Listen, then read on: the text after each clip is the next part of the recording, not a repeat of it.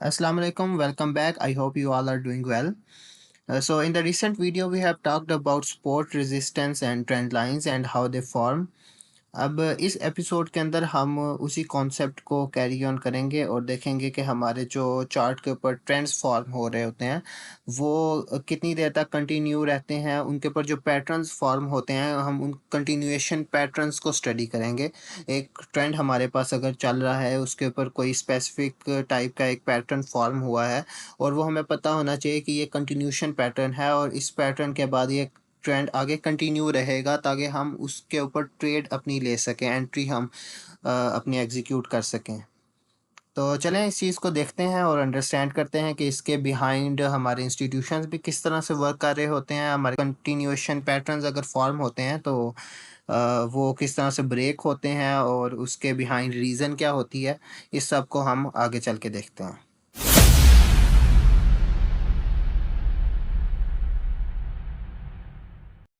Alright, so the first one we have rectangle. Rectangle हमारे पास एक continuation pattern है और ये हमारा बिल्कुल एक रेक्टेंगुलर शेप में एक रेंज चल रही होती है मार्केट की।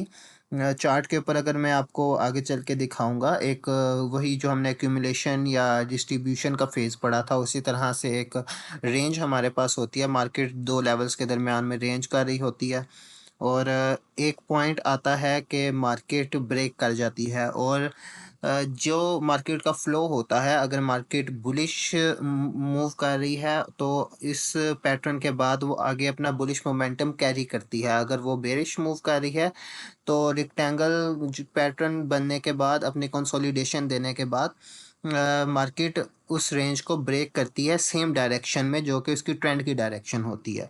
और इसके बिहाइंड क्या साइंस है, इसके बिहाइंड क्या चल रहा होता है इंस्टीट्यूशंस का, तो वो भी मैं आपको एक्सप्लेन करता हूँ। चलते हैं चार्ट की तरफ। So if you were have a look at the chart we have the US 100 index और यहाँ पे अगर आप देखें तो हमारे पास एक बेरिश ट्रेंड है और इस जगह के ऊपर मैं अगर थोड़े छोटे टाइम फ्रेम में चला जाता हूँ 15 मिनट्स में, तो ये आपको ज़्यादा क्लैरिटी देगा इस चीज़ की। यहाँ पे आपको ये भी एक एग्जांपल नज़र आ रही होगी कि हमारे पास अप ट्रेंड चल रहा है और अप ट्रेंड के दौरान हमारे पास ये एक रेक्टेंगल पैटर्न फॉर्म हुआ है। मार्केट एक रेंज के अंदर मूव करने लग गई है। This is the support this is the resistance और मार्केट इसी सपोर्ट और रेजिस्टेंस के दरमियान रेंज कर रही है और मार्केट ने इस रेजिस्टेंस को ब्रेक किया है तो हाई मोमेंटम कैंडल्स के साथ ब्रेक किया है और उसके बाद मार्केट उसी मोमेंटम को कैरी करती हुई ऊपर की तरफ निकल गई है जो कि इसका बुलिश का मोमेंटम था। इसकी अगर मैं आपको और एग्जांपल दिखाऊं तो यहाँ पे ये आपको एक एग्जांपल मिल जाएगी। यहाँ पे नीचे से बुलिश आ रही थी, इसने यहाँ पे कंसोलिडेट किया है। अगर छोटे टाइम फ्रेम में आप जाएंगे इससे भी 5 मिनट 1 मिनट के अंदर तो ये आपको एक प्रॉपर कंसोलिडेशन मिलेगी। एनी हाउ मैं इससे आपको बेटर एग्जांपल दिखा देता हूँ। अगर आप ये देखें तो ये आपके पास एक बहुत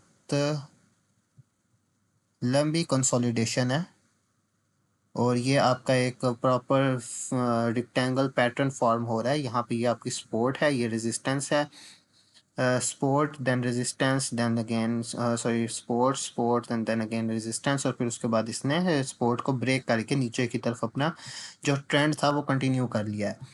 और इसी तरह से ये आप देखें अगर ऊपर की तरफ जा रही है मार्केट, इसने यहाँ पर रेक्टेंगल दिया है और फिर उसके बाद अपना ट्रेंड कंटिन्यू कर दिया है और इसी तरह से कंसोलिडेशन एंड देन कंटिन्यू।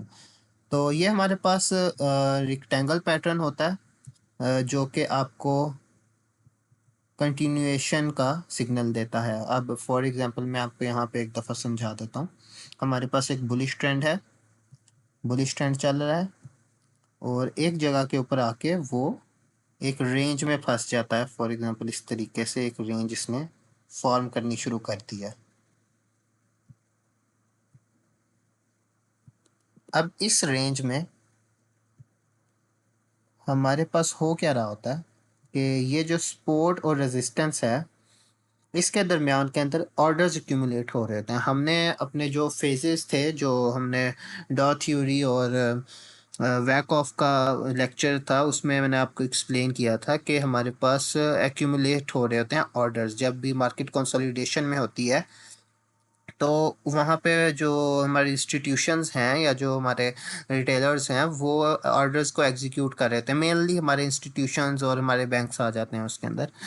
तो जब ये ऑर्डर्स एक्यूमुलेट होते हैं तो उसके बाद मार्केट ने कहीं ना कहीं निकलना होता है, और एक्यूमुलेशन फेज़ का मैंने आपको बताया था कि एक्यूमुलेशन फेज़ के बाद मार्केट एडवांसिंग के अंदर जाती है। यहाँ पे हमारे पास जो रेक्टेंगल फॉर्म होता है वो हमारे पास एक्यूमुलेशन फेज़ होता है एक्चुअली, और उस एक्यूमुलेशन फेज़ के अंदर जो हमारे इंस्टीट्यूशंस होते हैं वो आगे की तैयारी कर रहे होते हैं नेक्स्ट मूव की। और वो जो नेक्स्ट मूव है वो आपका जब भी ब्रेक होता है, आपके अगर आप ट्रेंड चाह रहे हैं तो आपकी रेजिस्टेंस ब्रेक होगी और वो एक मोमेंटम के साथ ब्रेक होगी, और फिर उसके बाद वो अपना मूव जो पिछला उसका ट्रेंड होगा उसको कैरी करती हुई चली जाएगी। So let's talk about the next pattern which is flag. हमारे पास अगर अप ट्रेंड चल रहा है तो बुलिश फ्लैग फॉर्म होगा, अगर डाउन ट्रेंड चल रहा है तो हमारे पास बेरिश फ्लैग फॉर्म होगा। फॉर्म इस तरह से होता है कि आपकी अगर बुलिश मार्केट है तो उस बुलिश ट्रेंड के अगेंस्ट एक स्लोप में हमारा रेक्टेंगल ही बनता है, लेकिन स्लोप में बनता है उस ट्रेंड के अगेंस्ट में। और इसी तरह से अगर हमारा बेरिश ट्रेंड है तो स्लोप में हमारा एक आप कह लें कि करेक्शन होती है, अगेंस्ट ट्रेंड के अगेंस्ट एक कंसोलिडेशन होती है, और फिर उसके बाद वो ट्रेंड उसी डायरेक्शन के अंदर अपने मोमेंटम को कैरी करता हुआ ब्रेक कर जाता है, अपना ट्रेंड कंटिन्यू कर लेता है। चलिए अब चार्ट के ऊपर देखते हैं कि हमारा फ्लैग किस तरह से फॉर्म होता है। अगर यहाँ पे मैं आपको दिखाऊं, ये हमारे पास एक डाउन ट्रेंड चल रहा है और इस जगह के ऊपर मार्केट गिरी है और ये एक फ्लैग फॉर्म करके उसने अपना ट्रेंड कंटिन्यू कर लिया है। अब ये फ्लैग किस तरह से फॉर्म हुआ है अगर मैं आपको ड्रॉ करके दिखाता हूँ, ये हमारे पास सपोर्ट हो गई और उसी तरह से ये हमारे पास रेजिस्टेंस हो गई। अच्छा, ये जो सपोर्ट और रेजिस्टेंस है ना, इसी के दरमियान में मार्केट को मूव करना चाहिए। हमने दो पॉइंट्स को अगर मैं इसको लाइन चार्ट कर देता हूँ फॉर एग्जांपल, इसको मैंने लाइन पे कर दिया है, तो ये मैं दो पॉइंट्स को मीट कर देता हूँ इस तरह से, ठीक है। तो ये आप देखें कि एग्जैक्टली आपको वही फॉर्मेशन रेक्टेंगल की जो फॉर्मेशन थी वो आपको नज़र आ रही होगी यहाँ पे। यहाँ पे आपको एग्जैक्टली वो रेक्टेंगल जो था हमारे हमने बनाया उस टाइम, उसकी फॉर्मेशन आपको नज़र आ रही होगी। और ये है कि थोड़ा सा स्लोपी है against the direction of the trend. ये हमारे पास ट्रेंड की डायरेक्शन है डाउनवर्ड, और हमारे पास जो फ्लैग है वो हमारा against that direction of the trend बना है, और फिर उसके बाद उसने कंटिन्यू कर लिया है अपने ट्रेंड को। अच्छा, अगर हम बुलिश की बात करें तो इसी तरह हम यहाँ पे आ जाएं अगर, तो आपको यहाँ पे ये आपको फ्लैग दिखेगा। यहाँ पे अगर मैं इसको लाइन से दोबारा कैंडल्स के ऊपर ले जाऊं तो ये देखें, ये हमारे पास इस तरह से ये हमें फ्लैग की फॉर्मेशन दिखेगी। इसमें भी वही हुआ है कि मार्केट आई है, फ्लैग फॉर्म किया है और फिर हाई मोमेंटम कैंडल से उसने ब्रेक कर दिया है। अच्छा, इसमें मैं आपको जो इसके बिहाइंड जो चल रहा होता है इंस्टीट्यूशंस का वो भी मैं आपको एक्सप्लेन कर देता हूँ कि जब भी प्राइस एक लेवल के ऊपर पहुंच जाती है कि उसके बाद उसके अंदर मोमेंटम की कमी आने लग जाती है, मतलब कि मोमेंटम उसका स्लो हो जाता है, उससे छोटी छोटी कैंडल्स बनने लग जाती हैं, और उसके रिवर्सल के चांसेस ज़्यादा होते हैं। और अगर तो वो रिवर्सल नहीं देती तो या तो वो फिर कंसोलिडेशन में चली जाती है या फिर वो फ्लैग्स बनाने लग जाती है। अच्छा, फ्लैग भी एक तरह की कंसोलिडेशन ही है, अगर आप देखें तो वो एक डायनेमिक सपोर्ट और डायनेमिक रेजिस्टेंस के लेवल्स के दरमियान ही मूव कर रही होती है, लेकिन एक वो स्मॉल रेंज होती है। तो फ्लैग में आपका क्या होता है कि आपके ऑर्डर्स और ऑर्डर्स एग्जीक्यूट मार्केट एक मोमेंटम पकड़ रही होती है फर्दर पुश करने के लिए या फर्दर फॉल करने के लिए, एक मोमेंटम ग्रैब कर रही होती है। तो आप अगर इस एग्जांपल को भी देखें तो मार्केट यहाँ पे आई है, फ्लैग फॉर्म हो रहा है, अप डाउन स्मॉल कैंडल्स हैं उसी सपोर्ट और डायनेमिक रेजिस्टेंस के दरमियान में, और फिर उसके बाद जब मार्केट ने इसको ब्रेक किया है तो कितनी हाई मोमेंटम कैंडल के साथ किया है। तो इसका मतलब ये है कि इस एरिया के अंदर आपके ऑर्डर्स की एग्जीक्यूशन, ऑर्डर की एक्यूमुलेशन हो रही थी, और फिर उस उन ऑर्डर्स की एग्जीक्यूशन के दौरान ये मार्केट बहुत तेज़ी से ऊपर की तरफ मूव कर गई है उस फ्लैग को रिस्पेक्ट देते हुए। तो ये आपके बुलिश और बेरिश फ्लैग की एग्जांपल थी। नेक्स्ट हमारे पास है सिमेट्रिकल ट्राइंगल। सिमेट्रिकल ट्राइंगल भी एक कंटिन्यूशन पैटर्न है। अगर आप इसके सपोर्ट और रेजिस्टेंस को देखेंगे तो एक स्लोप बन रही होगी, और ये ट्राइंगल फॉर्म होने के बाद वो अपना ट्रेंड ऊपर की तरफ वापस या नीचे की तरफ, अगर बेरिश ट्रेंड हो तो नीचे की तरफ कंटिन्यू कर लेता है अपने ट्रेंड को। चलें अब चार्ट के ऊपर हम एक सिमेट्रिकल ट्राइंगल की एग्जांपल देखते हैं। मेरे पास यूरो यूएसडी का चार्ट ओपन है, और अगर आप ये देखें कि प्राइस अप ट्रेंड के अंदर मूव कर रही है, और यहाँ पे इसने एक इस तरीके से इक्वल स्लोप्स हैं और एक सिमेट्रिकल ट्राइंगल फॉर्म किया है। ठीक है। अच्छा, ये अगर आपको ये चीज़ समझ नहीं लग रही तो आप इसको बेशक लाइन के ऊपर भी करके एडजस्ट कर सकते हैं इस तरीके से। तो अगर आपको लाइन चार्ट ज़्यादा समझ में आता है तो आप लाइन चार्ट के ऊपर लगा लें अपनी लाइंस और ड्रा कर लें। अच्छा, एक और चीज़ है कि अगर आप एक्सपेक्ट कर रहे हैं कि जैसे मैं आपको ग्राफिकल एग्जांपल्स देता हूँ या जैसे मैं आपको समझाता हूँ, तो अगर आप चार्ट के ऊपर भी एक्सपेक्ट कर रहे हैं कि उस तरीके से आपको बने बनाए मिलेंगे पैटर्न्स, तो ऐसा कभी भी नहीं होता, क्योंकि मार्केट इतनी इजी होती तो हर बंदा इसमें से पैसे बना रहा होता। अब कोई अगर कोई नया बंदा आता है और उसको प्रैक्टिस नहीं है चार्ट पैटर्न्स की, और वो यहाँ से मार्केट को देखता हुआ जाता है, उसको ये चीज़ मिलेगी नहीं कभी कि ये भी एक पैटर्न बना हुआ है। तो ये आपका जो ऑब्जर्वेशन है ये with the passage of time practice के साथ साथ ये बिल्ड होती रहती है। अब यहाँ पे मुझे भी नहीं पता था, ये मैं भी इसी तरह से स्क्रॉल कर रहा था एक रैंडम नेकेड चार्ट को, और फिर यहाँ पे ये मुझे नज़र आ गया। इसी तरह से जिस वक़्त आपकी एक ऑब्ज़र्वेशन बिल्ड हो जाएगी पैटर्न्स को देख देख के, एक रियल मार्केट के अंदर, रियल टाइम मार्केट में आप जब बनता हुआ देख रहे होंगे एक एक पैटर्न को, तो उस हिसाब से आपकी ऑब्ज़र्वेशन उतनी स्ट्रांग होती रहेगी, और आपको बनने से, पैटर्न फॉर्म होने से पहले ही पता लग जाया करेगा कि ये पैटर्न मेरा फॉर्म हो रहा है। So now let's talk about the next pattern, which is ascending triangle. Ascending triangle की जो resistance है वो flat होती है, बिल्कुल horizontal straight resistance होती है, और उसकी जो support है वो dynamic support होती है, slope में होती है, और जो ट्रेंड आपका चलता आ रहा होता है वो ascending triangle के बाद वो ट्रेंड कंटिन्यू रहता है। तो चलें इसकी एक एग्जांपल चार्ट के ऊपर चल के भी देखते हैं। ये एक असेंडिंग ट्राइंगल की एग्जांपल है। जैसे कि अगर आप देखें तो नीचे से अप ट्रेंड चलता हुआ आ रहा है, 1 आवर का टाइम फ्रेम है, अप ट्रेंड चलता हुआ आ रहा है, और इस जगह के ऊपर आके इसने इस तरीके से असेंडिंग ट्राइंगल की फॉर्मेशन दी है। अच्छा, एक चीज़ मैं आप लोगों को बता दूं कि ये जो ट्रेडिंग की मार्केट होती है, फॉरेक्स की मार्केट है, ये प्रोबेबिलिटी की गेम है सारी। इसके अंदर आप कभी भी परफेक्शनिस्ट नहीं बन सकते। आप अगर चाहें कि आपने 100% परफेक्शन लेके आनी है किसी भी चीज़ के अंदर, तो वो नहीं आ सकती। अगर आप चार्ट पैटर्न्स को भी देखेंगे, हम उसकी एक विजुअल रिप्रेजेंटेशन तो दे रहे होते हैं, उसके एक प्रोटोटाइप तो आपको दिखा रहे होते हैं कि इस तरह से चार्ट्स फॉर्म होते हैं या इस तरह से दिखते हैं। वो 100% परफेक्शन के साथ वो आपको नज़र आ रहे होते हैं, लेकिन उसी परफेक्शन के साथ आपको रियल टाइम मार्केट के अंदर फॉर्मेशन चार्ट्स की नहीं मिलेगी। अगर आप यहाँ पे भी देखें तो आपको बहुत डिफरेंस नज़र आएगा। यहाँ पे विक्स निकली हुई हैं, ठीक है, ऊपर इसके दो सिर्फ टॉप इसने दिया है, दो इसने टचेस दिए हैं अपनी रेजिस्टेंस को, और ये मैंने एक इसके फॉर्म कर दिया ट्राइंगल, और ये ठीक है, ये वैलिड ट्राइंगल एक बना हुआ है, सेंडिंग ट्राइंगल, ये बिल्कुल वैलिड है। लेकिन ऑब्वियसली आपको वो चीज़ नहीं मिलेगी जो चीज़ आपने सीखी है, कि मतलब कि आपको इस तरह से एक परफेक्ट ट्राइंगल मिल जाए। ये चीज़ अगर आपको आप ढूंढना चाह रहे हैं और इस लाइन से बाहर ना जाए, ना विक जाए, ना बॉडी जाए, बिल्कुल इसके अंदर एक परफेक्ट फॉर्म हो और फिर यहाँ से ये ब्रेकआउट दे, एक्चुअली इस तरह से कभी भी नहीं होता। तो ये आपके पास एक एग्जांपल है असेंडिंग ट्रायंगल की, और यहाँ से इसने ब्रेकआउट दिया है मोमेंटम के साथ। और अगर आप इसको ट्रेड करना चाह रहे होते तो आपने बिल्कुल इसकी सपोर्ट से इस जगह से आपने, या इसके ब्रेकआउट के ऊपर इस जगह पे आपने पेंडिंग ऑर्डर लगाना था।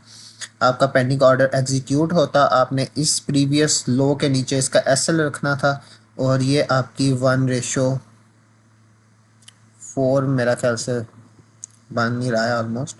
अगर आपका यहाँ पे पेंडिंग ऑर्डर लगा होता और यहाँ पे आपका एसएल होता, तो आपको इसने आपको तकरीबन 1:2 की ट्रेड आपको दे दिया।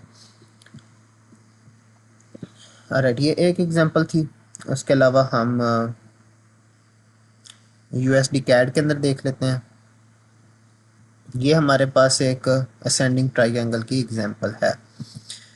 ये अगर आप देखें ऊपर इसकी रेजिस्टेंस है इसने फॉर्म की हुई, बार बार प्राइस जा रही है, ठीक है, रिजेक्ट हो रही है, रिजेक्ट हो रही है, और नीचे से अगर आप देखें तो इसकी स्लोप बन रही है। अच्छा, इसके बिहाइंड मैं आपको रीजनिंग भी बता देता हूँ कि ये क्यों है कि इसने अपनी रेजिस्टेंस को ही ब्रेक करना होता है असेंडिंग ट्रायंगल अगर बन रहा है तो। क्योंकि अगर आप देखें कि यहाँ पे सेलर्स एक्टिव हुए हैं और फिर उसके बाद बायर्स ने यहाँ से मार्केट को उठा लिया है, सेलर्स अगेन एक्टिव हुए हैं, बायर्स ने फिर उठा लिया है, और जो लास्ट टाइम उस उठाया था जहाँ से बायर्स ने, उससे पहले ही उठा लिया, मतलब कि अब जो पहले प्रेशर था सेलर्स का इस दफ़ा उससे भी कम था, ठीक है। उसके बाद जब अगेन सेलर्स एक्टिव होंगे तो उससे भी कम प्रेशर होगा, मतलब कि सेलर का प्रेशर जो सेलिंग है वो स्लो डाउन होती जा रही है और सेलिंग का मोमेंटम कम होता जा रहा है। अगर जितने स्विंग्स बन रही हैं हर स्विंग के साथ सेलिंग का प्रेशर कम होता जा रहा है। और ऊपर की साइड पे अगर आप देखें तो जो हमारी रेजिस्टेंस है वो ब्रेक होने तक आ जाती है, और फिर जब ब्रेक होती है, जैसे कि अगर मैं आपको एक स्प्रिंग की एग्जांपल दूं, आप एक स्प्रिंग को प्रेस करें, तो प्रेस आप करते जाएं और उसको एकदम से अगर आप छोड़ेंगे प्रेस करके तो वो किस तरह से एकदम से छूट जाता है। तो ये वही चीज़ ही है, अगर ये आपके एक स्प्रिंग की तरह ही एक आपके स्विंग्स बनते रहते हैं और फिर यहाँ पे एक बाइंग प्रेशर डेवलप हो जाता है, और फिर जिस वक्त ब्रेकआउट होता है इन पैटर्न्स का या इस असेंडिंग ट्रायंगल का भी अगर आप देखें तो ब्रेकआउट होगा तो वो हाई मोमेंटम कैंडल्स के साथ होगा। ये जैसे कि आप देख रहे हैं यहाँ पे इसने कैंडल दी थी लेकिन रिजेक्शन दे दी, उसके बाद फिर इसने जब ब्रेकआउट किया तो ये हाई मोमेंटम कैंडल्स के साथ किया है। अच्छा, इसके अलावा हम और देख लेते हैं एग्जांपल एक।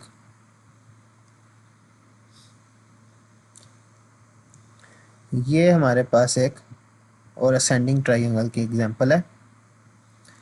यहाँ पे उसी तरह से है, इसने हाई दी है फिर लो फिर हाई, तो इस तरह से ये इसकी रेजिस्टेंस है, ये इसकी डायनेमिक सपोर्ट है स्लोप के अंदर, और फिर उसने एक एक हाई मोमेंटम कैंडल दी है और ब्रेक कर दिया है। और ये जैसे कि आप देख रहे हैं यहाँ पे ये इसकी रेजिस्टेंस थी, और इसने जब अपनी रेजिस्टेंस को यहाँ से ब्रेक किया है तो इसने उसी रेजिस्टेंस को सपोर्ट बना के फर्दर पुश लिया है मार्केट के अंदर। तो ये हमारी वही सपोर्ट रेजिस्टेंस के लेक्चर वाली चीज़ भी रिवाइज होगी कि रेजिस्टेंस बिकमिंग सपोर्ट। और आपकी एंट्री इस जगह से भी बन सकती है कि जिस वक्त आपका ब्रेकआउट हो उसके आप रीटेस्ट के ऊपर ले सकते हैं एंट्री, अगर आपको रीटेस्ट मिल जाए। वरना तो आप पेंडिंग ऑर्डर से एग्जीक्यूशन ले सकते हैं, इंस्टेंट एग्जीक्यूशन ले सकते हैं जैसे ही ब्रेकआउट हो, लेकिन ब्रेकआउट के बाद आपकी क्लोजिंग होनी लाजमी है। मतलब कि जैसे कि अगर आप ये विक्स भी देख रहे हैं, विक्स निकलती हैं वापस आके क्लोजिंग दे देती है, और आपकी कैंडल पूरी निकले और फिर आपकी कैंडल की क्लोजिंग भी हो, ये होना लाजमी है, तो फिर आपकी कंफर्मेशन होती है ब्रेकआउट की। नेक्स्ट हमारे पास है descending triangle. Descending triangle ascending का ऑपोजिट है। असेंडिंग आपको कंटिन्यूशन देता है बुलिश ट्रेंड के अंदर, और डिसेंडिंग आपको कंटिन्यूशन देता है बेरिश ट्रेंड के अंदर। डाउनवर्ड आपका ट्रेंड चल रहा होगा और उसके दरमियान में अगर डिसेंडिंग ट्रायंगल सॉरी बन जाता है तो वो आपको कंटिन्यूशन दे रहा है बेरिश ट्रेंड की। अच्छा, यहाँ पे एक और भी चीज़ मैं आपको बता दूं कि अगर आपका डिसेंडिंग ट्रायंगल, ये आपके जहन में भी क्वेश्चन आ रहा होगा कि अगर हमारा डिसेंडिंग ट्रायंगल बुलिश ट्रेंड के अंदर बन जाए फिर क्या उसका होगा। मतलब कि बेरिश ट्रेंड में तो वो कंटिन्यूएशन की दे रहा है कंफर्मेशन, लेकिन अगर तो वो बुलिश ट्रेंड के अंदर आपका डिसेंडिंग ट्रायंगल बन जाए या फिर आपका असेंडिंग ट्रायंगल बेरिश ट्रेंड के अंदर बन जाए, तो उस केस में क्या होगा? तो उस केस के अंदर आपका रिवर्सल एक्सपेक्टेड होता है। आपका फॉर एग्जांपल अगर ये आपका डिसेंडिंग ट्रायंगल बेरिश की बजाय अगर बुलिश ट्रेंड चल रहा है और बुलिश ट्रेंड के अंदर आपका डिसेंडिंग ट्रायंगल बन जाता है, तो फिर आपने वही सेम काम करना है, आपने ब्रेकआउट का वेट करना है। तो मोस्ट एक्सपेक्टेडली उसका ब्रेकआउट आपके रिवर्सल की तरफ ही होगा। वहाँ से आपका बुलिश ट्रेंड था तो बेरिश हो सकता है कि कंटिन्यू हो जाए, लेकिन वही बात है कि आपने क्लोजिंग का वेट करना है, आपने चेंज ऑफ करेक्टर का वेट करना है। अगर तो आपकी ट्रायंगल की का ब्रेकआउट उसी फेवर में होता है आपके पिछले ट्रेंड की, बुलिश अगर चलता आ रहा है तो वो बुलिश की तरफ ही होता है, तब भी आपने हाई की के ऊपर क्लोजिंग का वेट करना है ताकि कंफर्मेशन हो कि आपका ट्रेंड आगे कंटिन्यू है। आपका ब्रेक ऑफ स्ट्रक्चर या चेंज ऑफ करेक्टर होना ज़रूरी है उस ट्रेंड को कंफर्म करने के लिए। तो चलें इसको इसकी एग्जांपल हम चार्ट के ऊपर चल के भी देखते हैं। ये आप अगर देखें तो मार्केट आपकी बेरिश ट्रेंड के अंदर थी।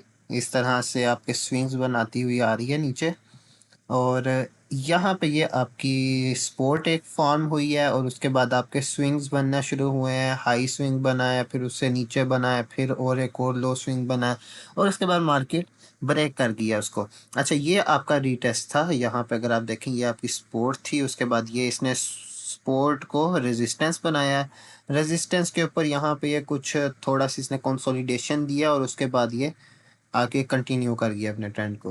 तो ये आपका एक और डिसेंडिंग ट्रायंगल की फॉर्मेशन थी रियल टाइम चार्ट के ऊपर।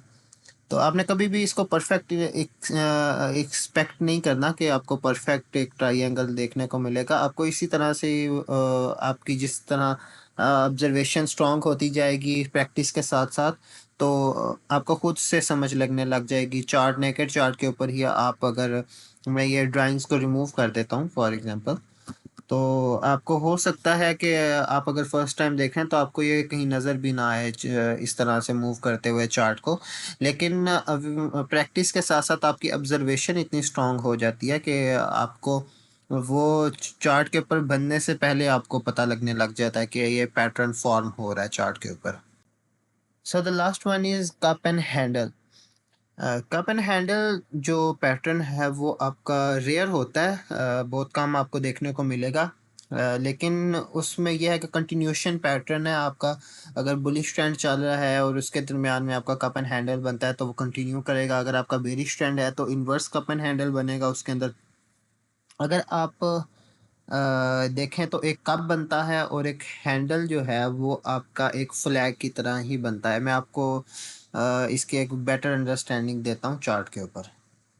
ये हमारे पास यूएसडी कैड का एक 15 मिनट टाइम फ्रेम चार्ट है, और इसके ऊपर अगर आप देखें ये आपका डाउन ट्रेंड चल रहा है। और यहाँ पे अगर मैं आपको दिखाऊं तो ये आपको कप शेप नज़र आ रही होगी। इसको थोड़ा सा मैं क्लैरिफाई कर देता हूँ। मैं आपको ये चीज़ दिखाऊं तो इस तरह से को ये चीज़, और उसके बाद आपको ये इसका हैंडल।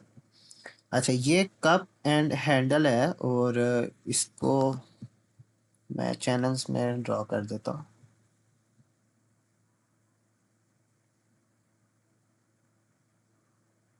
इस तरीके से अगर आप देखें तो ये अब ये कप एंड हैंडल इन्वर्स है। ये इन्वर्स कप एंड हैंडल आपका बना है, और उसके बाद मार्केट अपनी उसी डायरेक्शन में मूव कर गया है। और अगर आप इसके अंदर भी परफेक्शन ढूंढ रहे हैं कि भाई ये तो टेढ़ा मेढ़ा है, कप यहाँ से जो सा है वो थोड़ा सा टूटा हुआ है, और खैर वही बात है कि इस मार्केट के अंदर परफेक्शन ढूंढने बैठ जाएंगे तो आपको 10 साल क्या 100 साल बाद भी नहीं मिलेगी। और यहाँ पे एक और चीज़ मैं आपको इसकी बता देता हूँ। अगर आप इसका हैंडल देखें तो आपको फ्लैग ही मिलेगा। आपको जहाँ पे भी कप बना हुआ नज़र आएगा, अगर आप उसका हैंडल देख रहे होंगे तो वो आपको फ्लैग ही मिलेगा, और आपको फ्लैग भी वही कंटिन्यूएशन ही बता रहा होगा। आप बेशक हैंडल्स को ना सॉरी कप्स को ना ढूंढें, आप सिर्फ फ्लैग्स को ढूंढना शुरू कर दें, क्योंकि अगर कप बन रहा हुआ तो उसका अगर हैंडल बनेगा तो वो फ्लैग ही बनेगा। और जैसे कि ये भी एक बेरिश फ्लैग ही बना है, और फिर फ्लैग के ब्रेकआउट के ऊपर उसको मार्केट रीटेस्ट करने आई है, और रीटेस्ट करने के बाद दोबारा मार्केट निकल गई है, और ये इसने हाई मोमेंटम कैंडल्स के साथ इसका ब्रेक किया है हैंडल का।